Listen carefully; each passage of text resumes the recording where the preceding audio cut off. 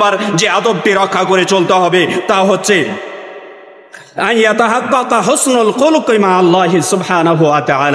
আল্লাহ তাআলার সাথে সুন্দর আচরণকে বাস্তবায়ন করতে হবে। কিভাবে সেটি হচ্ছে আল্লাহ তাআলা যে বিধানগুলো আহকামগুলো আমাদের জন্য দিয়েছেন সেগুলোকে গ্রহণ করতে হবে এবং এগুলোকে কর্মে বাস্তবায়ন করতে হবে।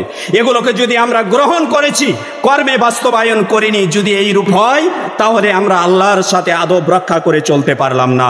আল্লাহ তাবারক ওয়া তাআলা সূরাতুল আহজাব এর 36 নম্বর আয়াতে বলছেন, ওয়া মা কানা লিল মুমিনিন ওয়ালা মুমিনাতিন ওয়া মা কানা লিল মুমিনিন ওয়ালা মুমিনাতিন ইযা কাদাল্লাহু ওয়া রাসূলুহু আমরান আন ইয়াকুনা লাহুমুল খিয়ারাতু ফি আমরিহিম।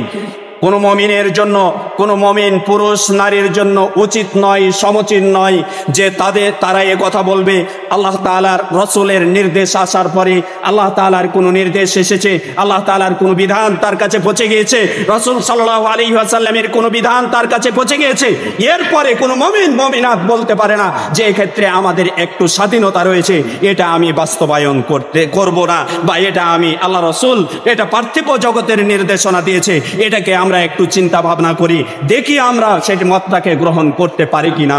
এই আয়াতটি নাজিল হয় আল্লাহ রাসূল সাল্লাল্লাহু আলাইহি ওয়াসাল্লামের, যাকে আমরা পালক পুত্র হিসেবে চিনি, জায়েদের ক্ষেত্রে নাজিল হয়ে থাকে। যখন তিনি ছিলেন স্বাধীন, তিনাকে মক্কার কুরাইশরা ক্রয় করে নেওয়ার পরে তাকে ধরে নিয়ে একটি বাজারে বিক্রি করে দিল। এই বাজারে বিক্রি করার পরে উম্মাহাতুল মুমিনিন খাদিজা রাদিয়াল্লাহু তাআলা আনহা তাকে ক্রয় করে নিলেন। এরপরে আল্লাহ রাসূল সাল্লাল্লাহু আলাইহি ওয়াসাল্লামকে হাদিয়া করে দিলেন, দান করে দিলেন। রাসূল সাল্লাল্লাহু আলাইহি ওয়াসাল্লাম তাকে ছোট থেকে প্রতিপালন করে বড় করে তুললেন। যুবক বয়সে যখন পদার্পণ করলো, যৌবনে যখন পদার্পণ করলেন, তখন আল্লাহ রাসূল সাল্লাল্লাহু আলাইহি ওয়াসাল্লাম তার আপন ফুফাতো বোন জাইনাব বিনতে জাহশের সাথে আল্লাহ রাসূল সাল্লাল্লাহু আলাইহি ওয়াসাল্লাম যায়েদ বিন হারেসার বিবাহ দেওয়ার মনস্থ করলেন এবং তার কাছে প্রস্তাব পাঠালেন। জাইনাব বিনতে জাহশ এবং তার ভাই দুইজন মিলে পরামর্শ করে সিদ্ধান্ত জানালেন যে সে একজন আবিদ, সে একজন কৃতদাস, আর আমরা স্বাধীন, আমাদের মর্যাদা উচ্চ মর্যাদার। আল্লাহ রাসূল সাল্লাল্লাহু আলাইহি ওয়াসাল্লাম যার ব্যাপারে প্রস্তাব দিচ্ছে সে তো একজন নিচু মর্যাদার, তার সাথে আমি কিভাবে আমরা বিবাহ দিতে পারি? তার বিবাহটাকে বিবাহর প্রস্তাবকে প্রত্যাখ্যান করলেন।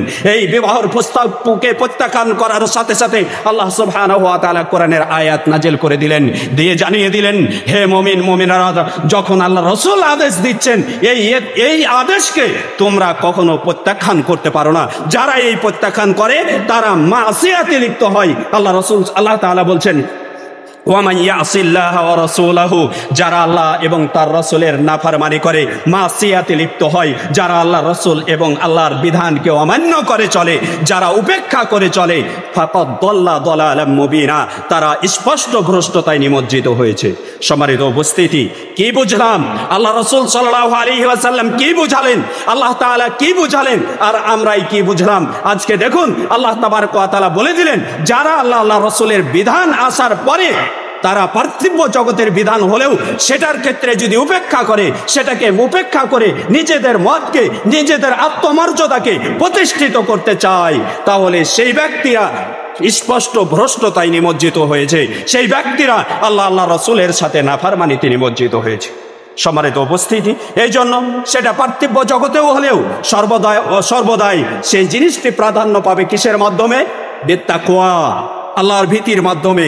এই জন্য আল্লাহ তাবারক ওয়া তাআলার সাথে যেই আদবটি রক্ষা করে চলতে হবে তা হচ্ছে, আল্লাহর কোনো বিধান যদি আমার কাছে পৌঁছে যায়, সেক্ষেত্রে আমি কর্মে বাস্তবায়ন ছাড়া, সেটাকে কার্যত করা ছাড়া আমি কখনো সেই জায়গা থেকে পরিত্রাণ পেতে পারি না। যতক্ষণ পর্যন্ত না করছি ততক্ষণ পর্যন্ত আমি স্পষ্ট ভ্রষ্টতায় নিমজ্জিত রয়েছি।